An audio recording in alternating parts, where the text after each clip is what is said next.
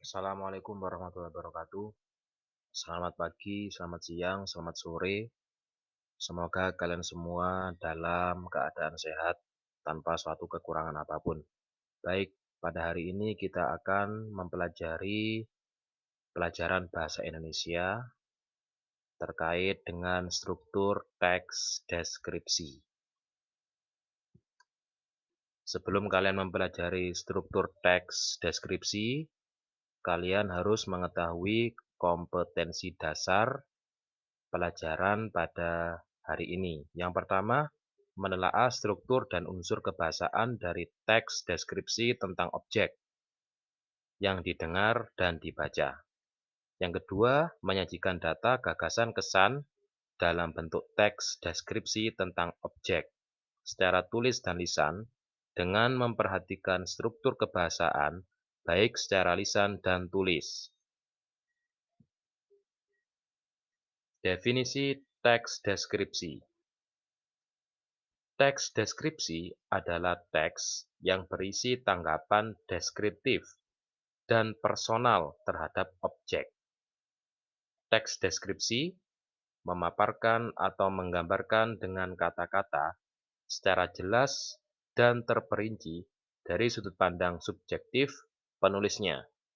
Dalam buku Deskripsi dan Eksposisi karangan Goris Keraf, dijelaskan bahwa teks deskripsi merupakan usaha penulis memindahkan kesan, memindahkan hasil pengamatan, dan perasaan kepada pembaca.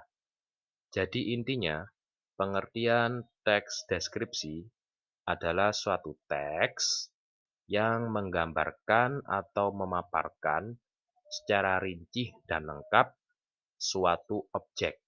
Objek bermacam-macam seperti sekolah, tempat wisata, dan lain-lain. Yang penting bisa dideskriptifkan atau dideskripsikan. Kemudian struktur teks deskripsi. Yang pertama ada identifikasi. Adalah bagian yang menjelaskan definisi atau identitas objek yang dideskripsikan. Identifikasi harus menarik sehingga mendorong pembaca untuk menyelesaikan bacaan sampai akhir.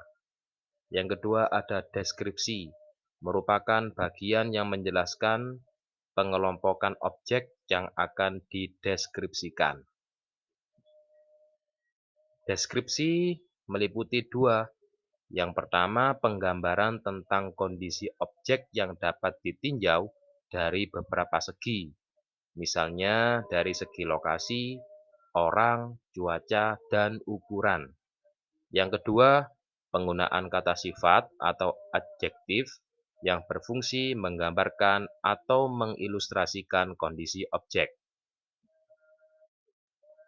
Yang ketiga, struktur teks deskripsi ada simpulan. Bagian simpulan berada di akhir teks deskripsi.